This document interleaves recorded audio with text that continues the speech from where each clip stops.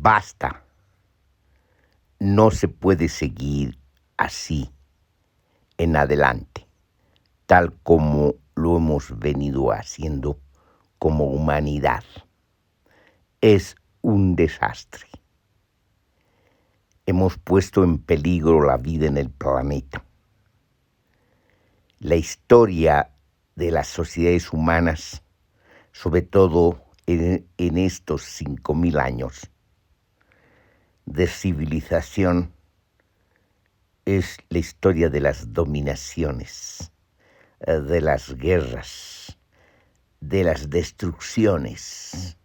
Sobre esa base se ha construido la historia de las ideologías y de las religiones, la historia de la larga guerra permanente contra las mujeres para afincar en sus distintas formas y perfiles el patriarcalismo, que es la dominación sobre la mujer y el hombre también de los patriarcas. Los patriarcas se refieren a un perfil peculiar del hombre dominante. Es el perfil mismo de la dominación despótica. Es el perfil mismo que se ha ido reforzando desde el inicio de la deuda infinita, desde el inicio de la encarnación del gran déspota que se apropia de todas las tierras y después cobra tributo a los pueblos. Entonces es un imaginario que se ha elaborado religiosamente, después ideológicamente, después se ha convertido en hábitos,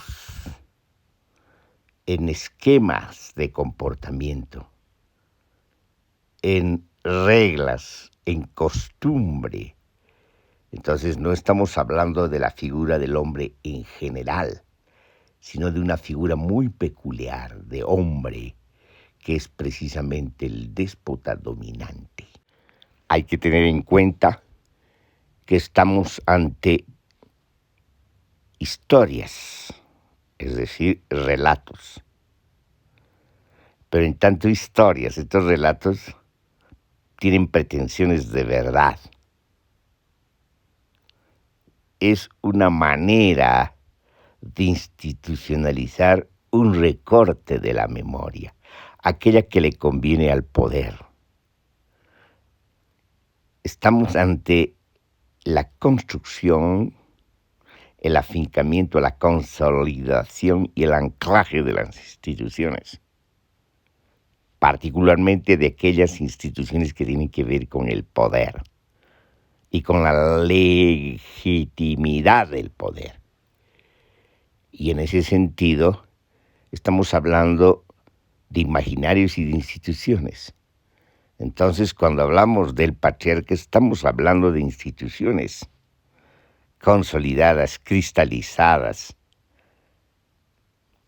de instituciones que se cristalizan en los huesos, se sumergen al cuerpo, se inscriben como historia política en la piel. Entonces, no estamos hablando de algo que podríamos llamar en sentido común real, acordándonos de ese triángulo perverso de lo real, lo simbólico y lo imaginario del psicoanálisis de Jacques Lacan. Estamos hablando precisamente de eso, de una forma de articulación perversa del poder. El poder no funciona solamente en un plano de intensidad, sino funciona en distintos planos de intensidad articulados y por lo tanto funciona en un espesor.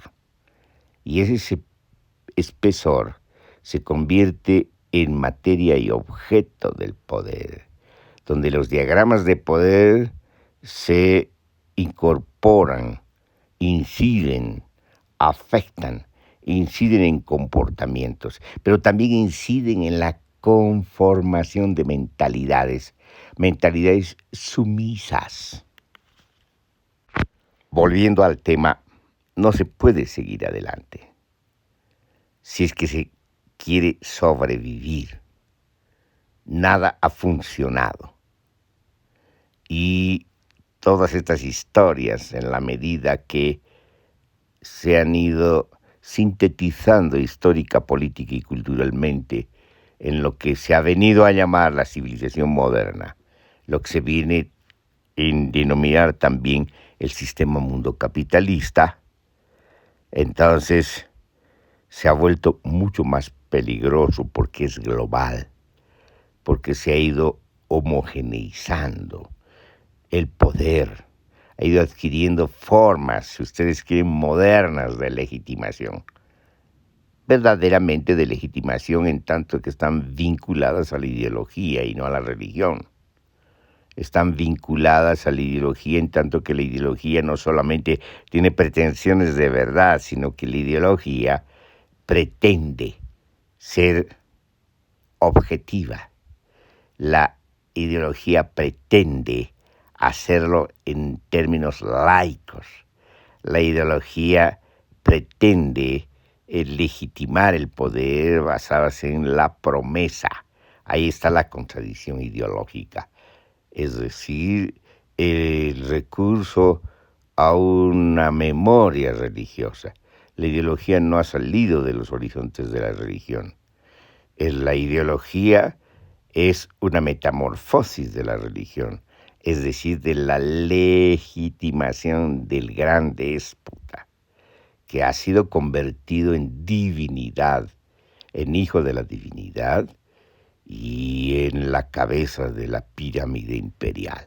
Entonces, fíjense que el ser humano, en este caso, está enfrentando a todos sus fantasmas. Está habitado por fantasmas. Está atormentado por fantasmas. Y son estos fantasmas los que lo dominan. Esa es una paradoja. Es decir, el hombre se domina a sí mismo a través de fantasmas, de instituciones, de patriarcalismos que ha construido. Entonces, el ser humano está en una encrucijada, en un torbellino que amenaza con su desaparición. Por eso mismo decimos, y lo hemos dicho desde un principio de esta exposición, hay que parar la locomotora, como decía Walter Benjamin.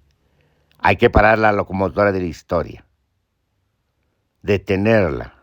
La revolución, como él mismo decía, es una suspensión sobre la historia. Es decir, hay que parar y comenzar de nuevo, para decirlo en términos figurativos. Hay que parar y comenzar de nuevo, y eso implica empezar bien. ¿Qué significa empezar bien? Aunque todas estas palabras tienen connotaciones en el sentido común, pero son ilustrativas. El sentido común es ilustrativo y ayuda a entender de manera inmediata. Lo que estamos diciendo es de que hay que empezar armónicamente, porque el ser humano no es otra cosa que otro ser orgánico, que el ser humano no es otra cosa que un ser vital en devenir y forma parte de los ciclos vitales planetarios y convive y coexiste con otros seres, convive y coexiste armónicamente en el planeta, en la integralidad del planeta, en la integralidad de los ciclos vitales planetarios. En ese sentido, comenzar de nuevo y bien significa comenzar en plenitud, en armonía, en el potenciamiento de la misma potencia a través de esta armonía, de esta integralidad. Ser es ser en el planeta. Si no se es un ser en el planeta, si no se es un ser en devenir, se es un ser para la muerte, como decía también Martin Heidegger, solo que lo decía de manera oscura y lo decía, si ustedes quieren, para usar un término dialéctico, de manera negativa. Era un filósofo de la muerte, un filósofo vinculado al nacionalsocialismo alemán. No estamos hablando mal de él ni de su filosofía. Hemos hecho ya críticas a su filosofía en sentido de la deconstrucción de Jacques Derrida. Lo que estamos hablando es de que hablaba de manera consciente del ser para la muerte y en realidad es una paráfrasis precisamente a este discurso civilizatorio hacia la muerte. El nacionalsocialismo era una expresión precisamente de la muerte.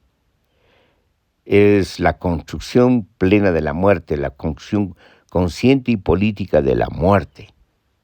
Ahí está el Holocausto, ahí está la Segunda Guerra Mundial, ahí está la cantidad de millones de gente que ha muerto a causa de la Segunda Guerra Mundial. Aunque no es pues un sistema totalitario solitario, pues tiene sus complementos, inclusive ideológicamente simétricos y opuestos, como el totalitarismo estalinista. Estos fenómenos paradójicos, estos fenómenos del totalitarismo los ha estudiado e investigado y sobre los cuales ha reflexionado Hannah Arendt. Entonces estamos ante expresiones ya mayúsculas, hipertrofiadas de este caminar hacia la muerte. Y ahí tenemos ejemplos de dos expresiones paradójicas, el nacionalsocialismo y el socialismo real de Stalin. Son regímenes que nos muestran precisamente esa vocación de la muerte, pero no es el único lugar donde se dan. No se da solamente de manera extrema este caminar a la muerte, sino se da en distintas formas y perfiles inclusive matizados. Se da como liberalismo. Se da como liberalismo en el sentido de que se analiza una ideología que pretende restringir la democracia y pretende presentar esa restricción de democracia como democracia, cuando la democracia es el autogobierno del pueblo, es la autogestión. Sin embargo, la democracia moderna se convierte en la democracia representativa delegada, conformando una casta política que expropia las voluntades singulares. Y esa expropiación de voluntades singulares se llama voluntad general, que es la legitimación ideológica más trabajada del Estado, que es el Estado moderno, que es a lo que se ha transformado en términos de metamorfosis histórico, político y cultural, el déspota antiguo. El déspota antiguo se ha metamorfoseado en esta mariposa de la muerte, que es precisamente el Estado.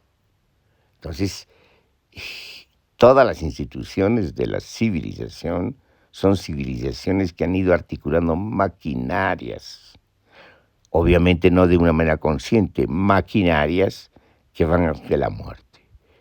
Y ahora está claro, porque estamos en plena crisis ecológica que amenaza definitivamente la supervivencia de la humanidad. Y ahora podemos hacer un recuento de las historias. Y esas historias son historias dramáticas y trágicas. Esas historias son historias de las dominaciones y por lo tanto de la destrucción de la potencia social humana, de la inhibición de la potencia social y por lo tanto de la destrucción del porvenir.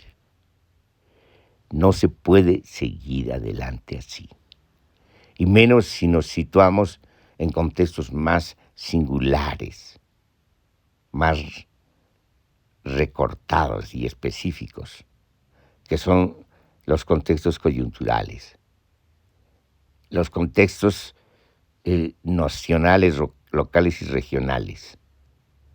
Y ahí vemos precisamente la calamidad de todas estas comedias que se han vuelto amenazantes, además de ser grotescas, porque han perdido el talento, si ustedes quieren, artístico, de mostrar una especie de apoteosis y apología del poder en términos religiosos o en términos grandilocuentes, monárquicos, o en términos tramposos, pero todavía estéticos, cuando se presenta la terminación de la revolución, el término de la revolución, el termidor de la revolución, cuando se presenta como revolución misma, cuando se institucionaliza la revolución, cuando se mata la revolución y se la convierte en una momia, en un estado,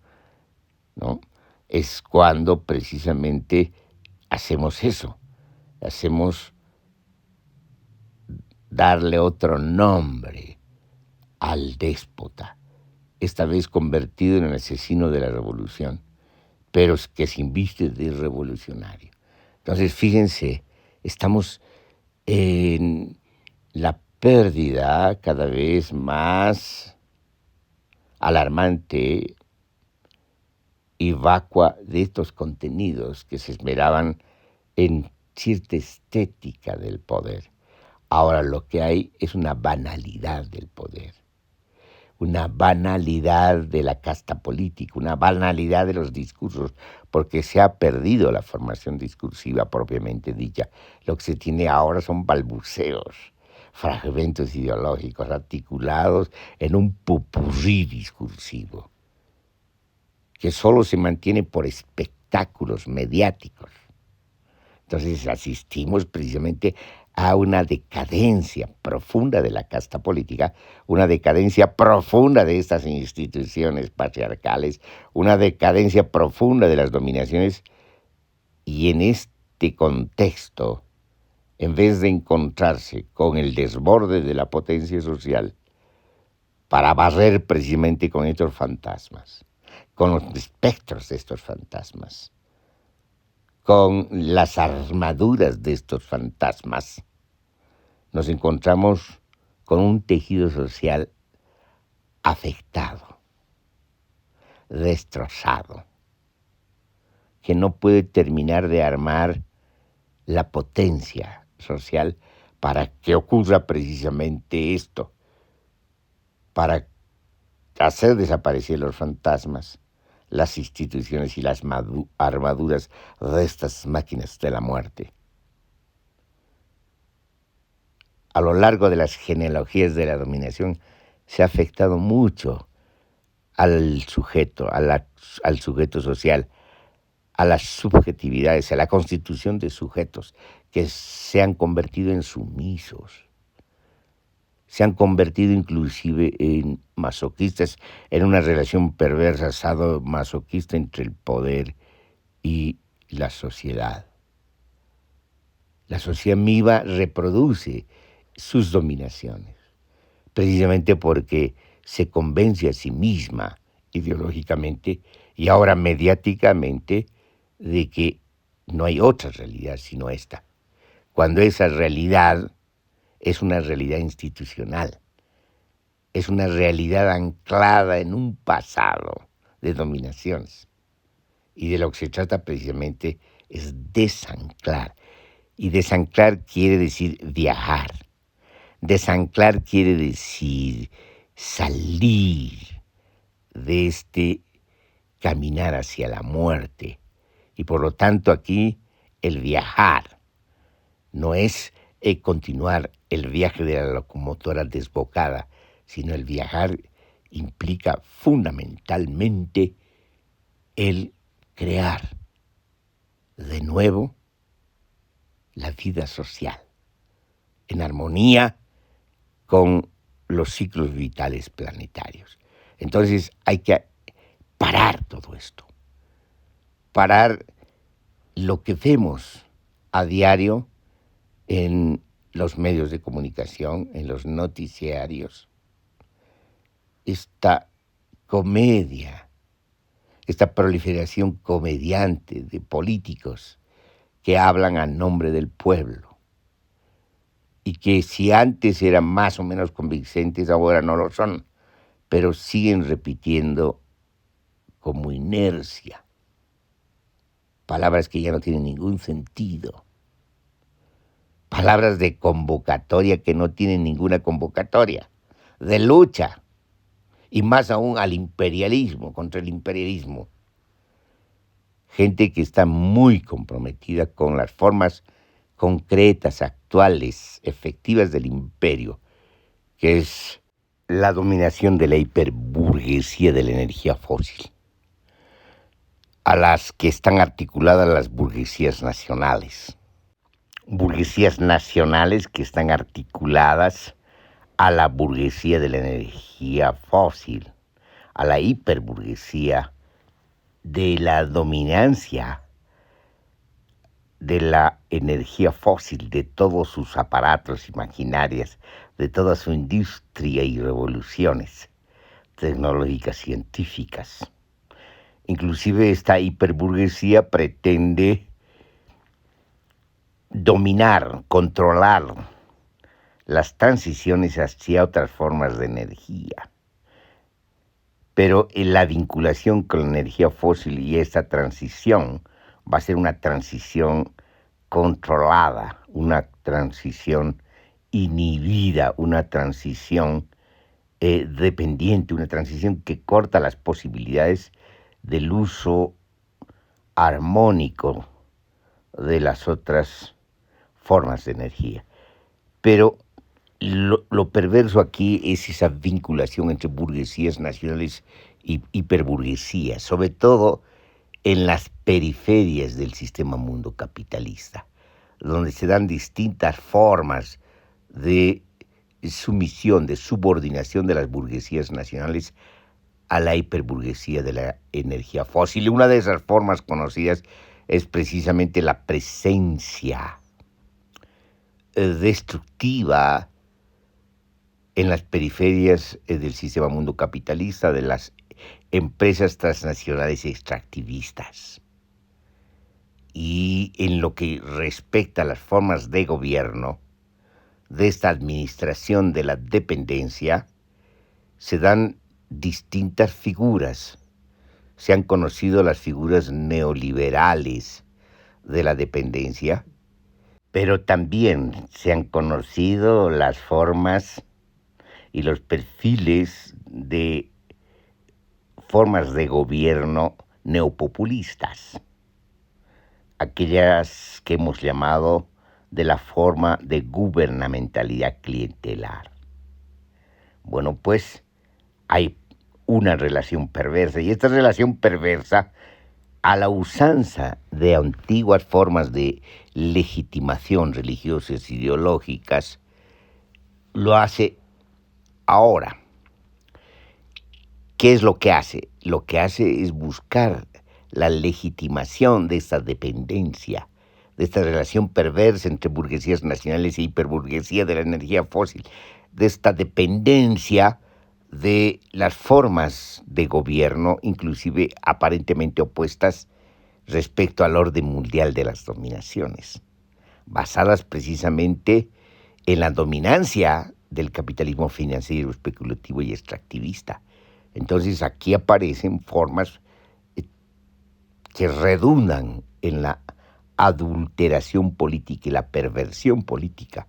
Y esas formas tienen que ver, como hemos dicho, con el neopopulismo lo que se ha venido a llamar gobiernos progresistas, que de progresistas solo tienen el nombre, gobiernos neopopulistas, cuya demagogia cada vez más vacua solo sirve precisamente para fortalecer las cadenas de la dependencia, para continuar el saqueo de sus países, el saqueo de los recursos naturales, la transferencia de riqueza de las periferias del sistema mundo capitalista a los centros cambiantes del sistema mundo capitalista. Entonces, esta situación tiene que cambiar, porque esta situación lleva a formas concretas, específicas, singulares de la muerte. La muerte de pueblos, la muerte de sus porvenires, la muerte de estas sociedades que se han dado en la periferia del sistema mundo capitalista.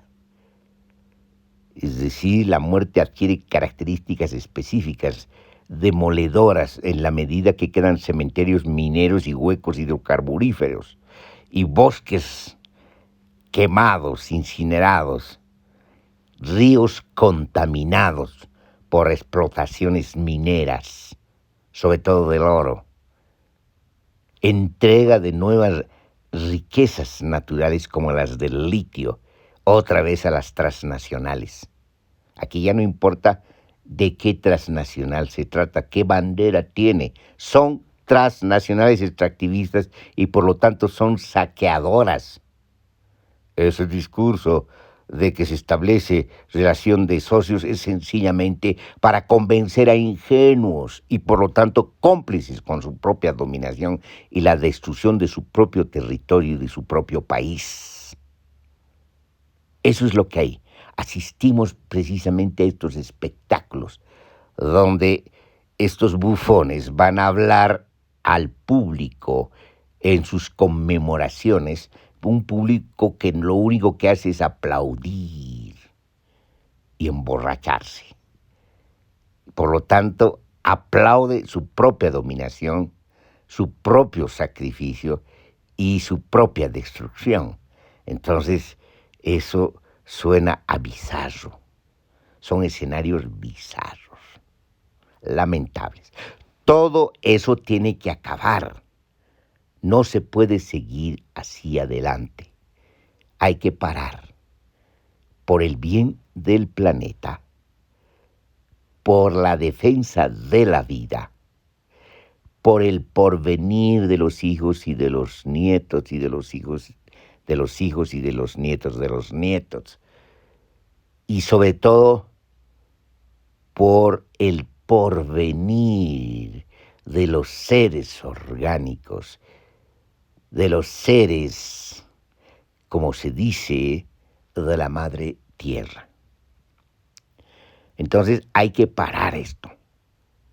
Y si no se para, sencillamente se ha perdido la posibilidad y la oportunidad de comenzar de nuevo sobre la base, obviamente, de la experiencia adquirida, de los conocimientos ganados, de lo bueno que puede quedar de una revolución científica y tecnológica, etcétera, etcétera.